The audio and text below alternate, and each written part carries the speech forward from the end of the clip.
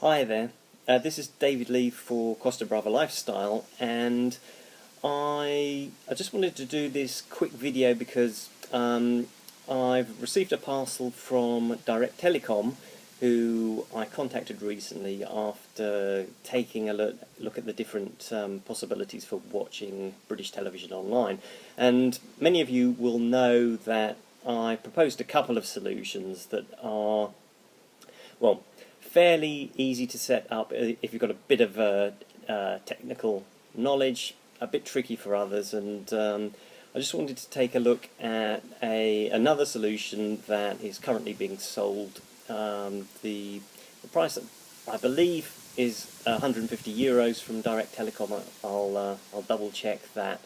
And anyway, Direct Telecom agreed very kindly to send me one of their boxes to test, and I'm just going to unbox it here, take a look at what is included, and then I will plug it up to my TV. Obviously not here.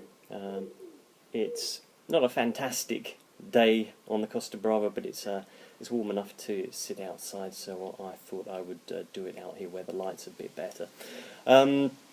Full disclosure, the Direct Telecom supplied me with the box for free. I am not a customer of Direct Telecom, although my parents are, and I do know that they have a really good service. On the few occasions when I have called Direct Telecom's technical support on behalf of my parents, they have been very helpful. And a bit of background to this: I used to work in the internet industry. I was the product manager for ADSL with Demon Internet, following that same position at Bulldog Communications, both of which I believe now are part of Cable and Wireless.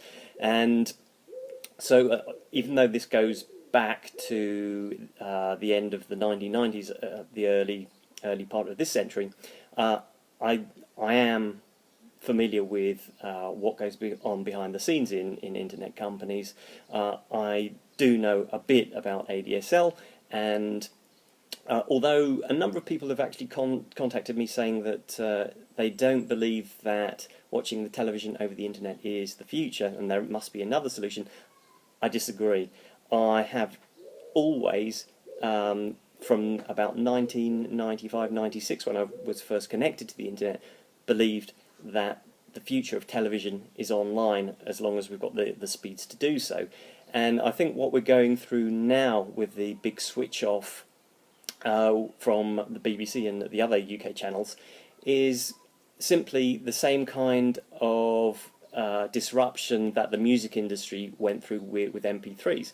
And whereas at one point you could download MP3s for free from Napster and programs like that, later on it was Apple and the iTunes Store that were able to commercialize it successfully. So I think we're going through that same kind of process at the moment.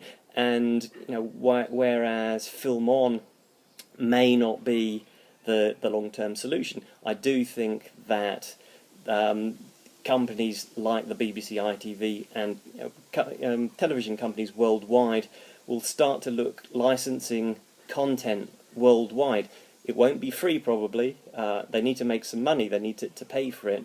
But I do think that in 10 years' time, the main way of watching television is going to be online. So it's really a question of what the box that you connect to your TV can do and how well it does it, because the solutions I've looked at, they work, but they just about work good enough to watch British TV. I don't know if this Direct Telecom box is any different. I haven't unwrapped it yet. There it is.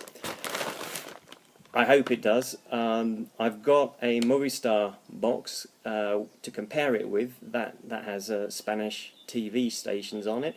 It works well, as long as the internet works well. And that at the end of the day, any of these technologies are only going to be as good as the weakest link. With satellite, we used to lose it when it rained. With internet, I also lose it when it rains. So there's no real difference there. But the box, the Mobistar box works just as well as a Skybox connected to satellite. This I don't expect to work that well. I think that's somewhere in the future, but it's going to come, and it may surprise me too.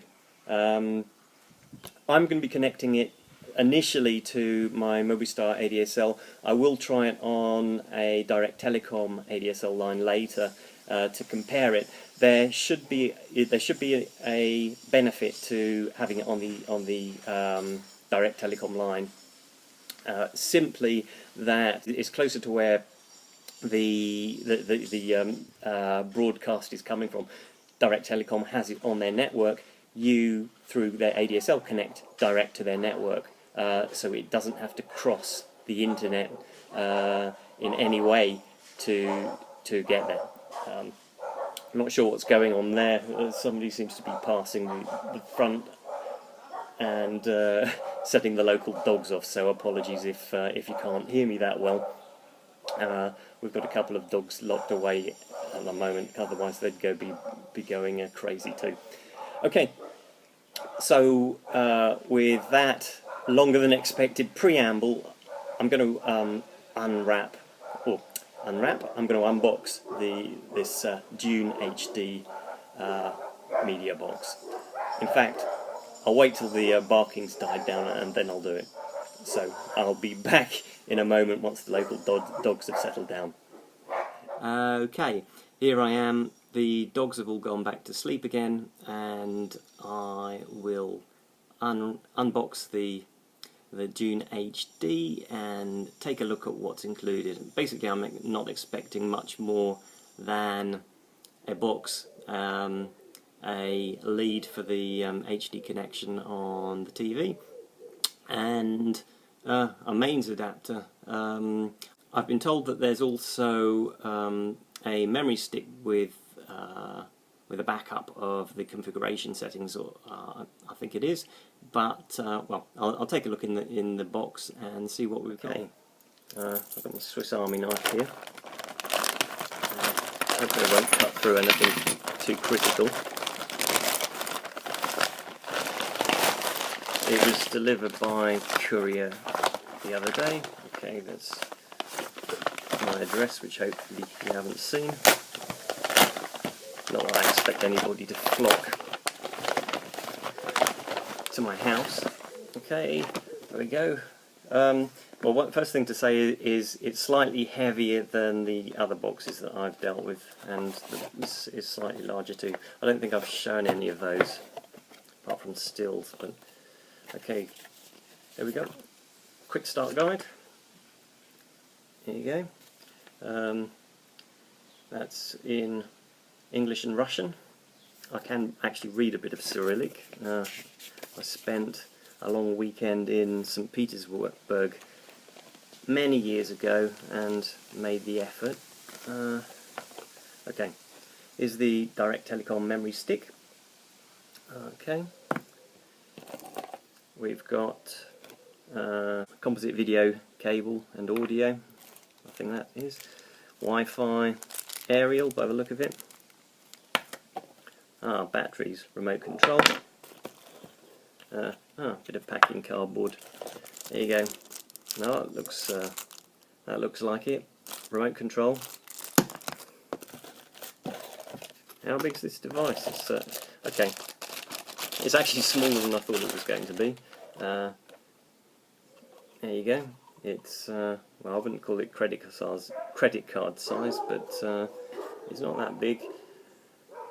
That looks like a USB port at the front. I guess that's for the infrared. Let's see, what else have we got on the back. We've got the connector for the Wi-Fi there.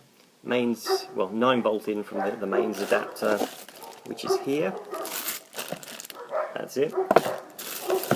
Okay, what else have I got here? I've got the HDMI port, which is the I've got the dogs going again. I hope you can hear me here.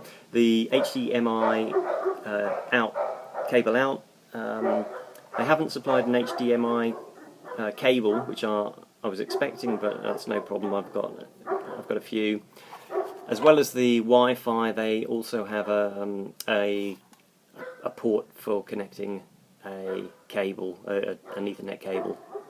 The Ethernet just makes it simpler to connect up. The problem with that may be that your router may be in a bit different part of the house, and I've got a router right next to the TV. In fact, it's right under the TV, so that's not a problem for me.